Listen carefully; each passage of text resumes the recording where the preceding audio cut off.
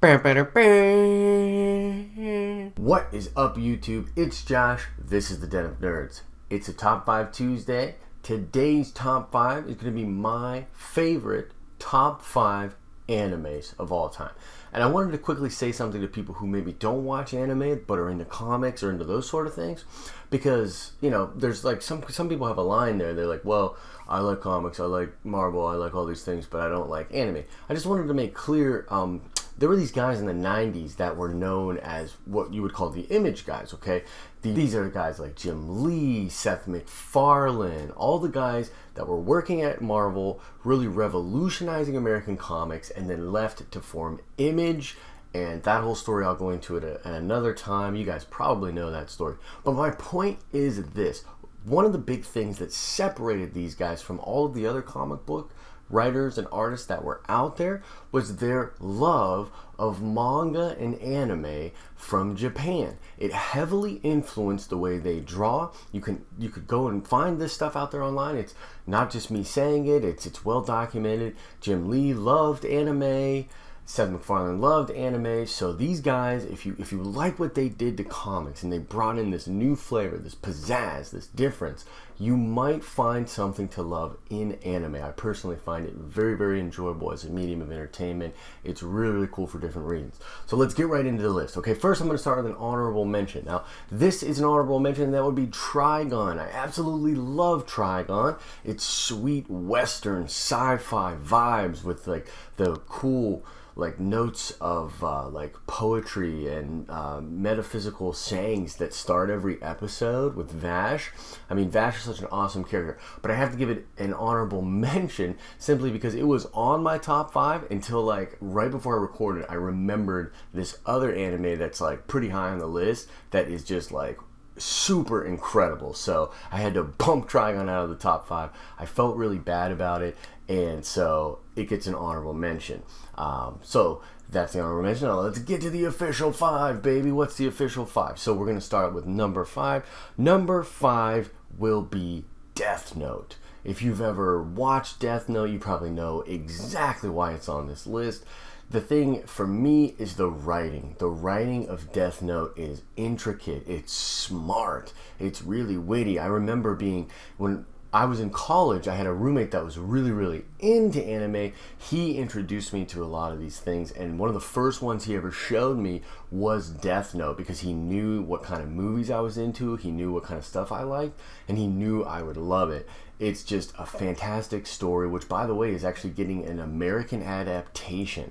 And I've heard a rumor that William Dafoe might play one of the demons from Death Note, and like, holy crap, if that is true, that would be amazing. He even kind of looks like the main demon. So moving into number 4, I'm gonna have to put in here FLCL or Fully Cooley, depending on, you know, the Japanese English versions of it. But this show was the one that I forgot about, that originally Trigun had this spot, and I had to bump it off. Actually, Trigun was 5, but I had to bump it off the list because FLCL is like an incredible, mind-bending, just awesome from so many different perspectives. It's hilarious.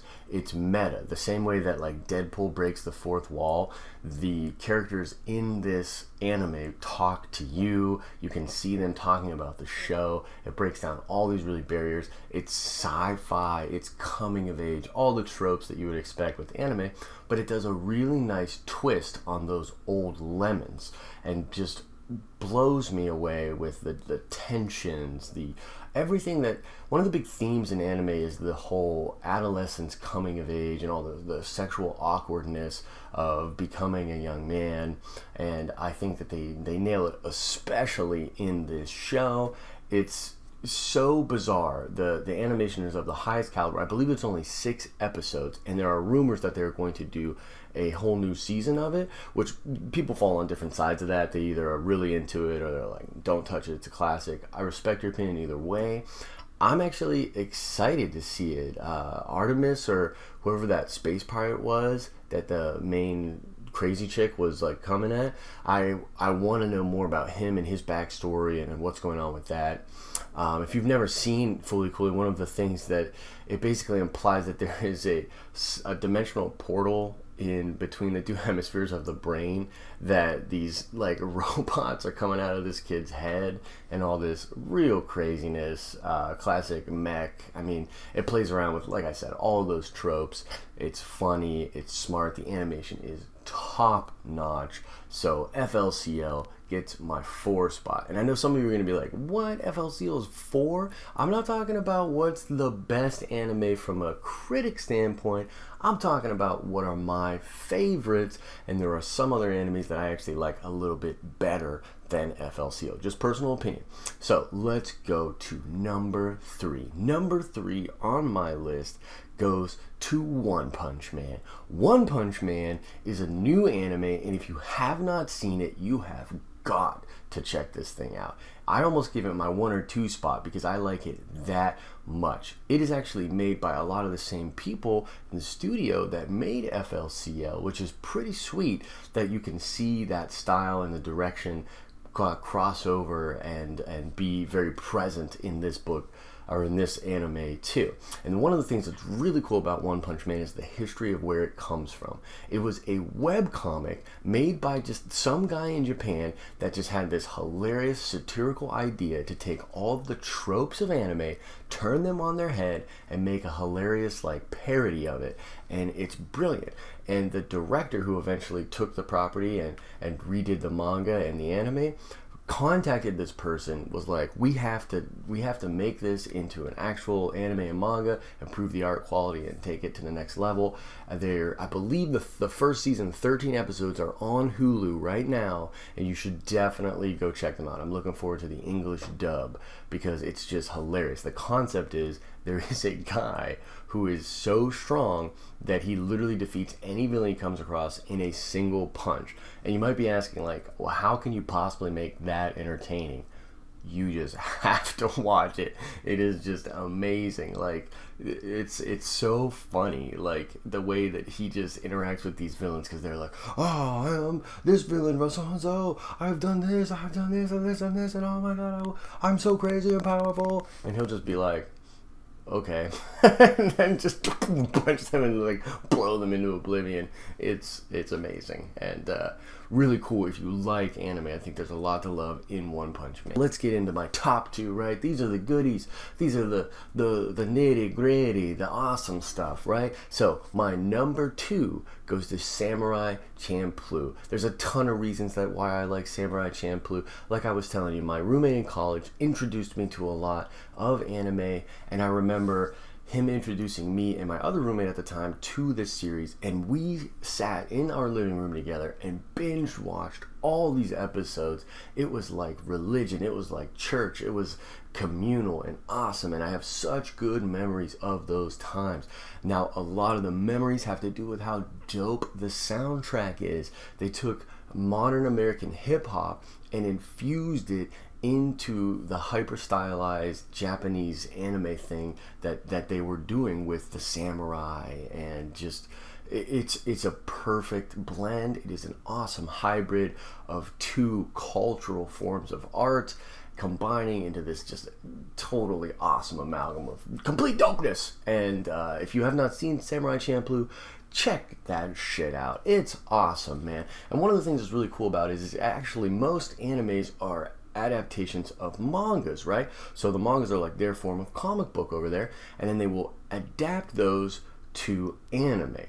Samurai Champloo was not adapted from a manga at all. It's an original creation. It was like this very new age thing that kind of had never been done before, and the art director and a lot of the people involved with the project were involved with Trigun, which was my honorable mention pick. So like you can kind of see this through line of how like these artists over there can put their stamp on it. It's a lot like liking all of the films of a certain director in cinema.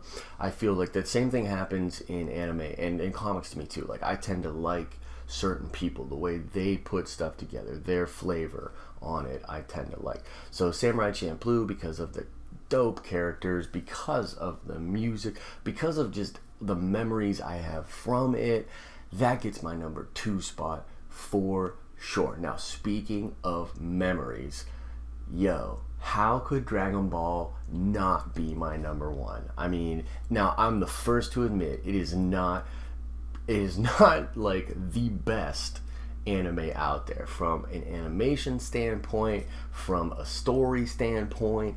It's like you could call it pedestrian, right? It's not like the uppity version of anime. It's not high quality, but I really don't give a damn, because the thing that's great about Dragon Ball is the energy. And I'm talking all the way from Dragon Ball, Master Roshi, Little Krillin, and Bulma going on adventures, Goku punching big giant talking fish in the face and then eating them, like to Dragon Ball Z, where you have, Piccolo and Raditz, and then everything goes sci-fi, and Goku's an alien, what? And it's just, and then, obviously Frieza and Cell, all the way up to Boo. I love all that stuff. Even GT. I'm a GT sympathizer. I thought GT was alright. And a lot of people disagree with me. A lot of people don't like Dragon Ball GT. But I have so many good memories of just getting jacked up. And like when I would draw, talk about fun stuff to draw. There's so much energy in these characters and the power-ups, and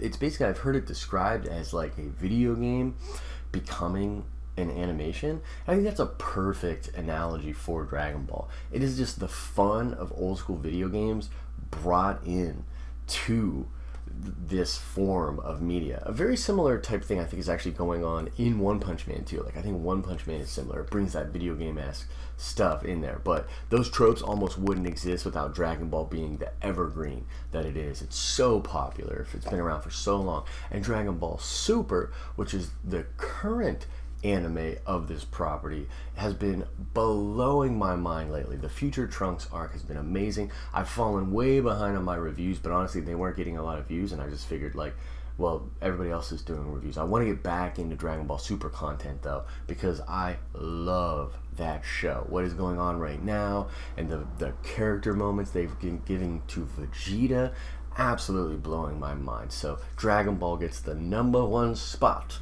It's time to check that nerd card. Oh, man, I don't have a fucking question. I should probably plan this shit. Okay, now let's check that nerd card. We're gonna go Dragon Ball with this one, and the question is about power levels. What else, right, when it comes to Dragon Ball? But my question is, as a baby, Goku had an incredibly low power level.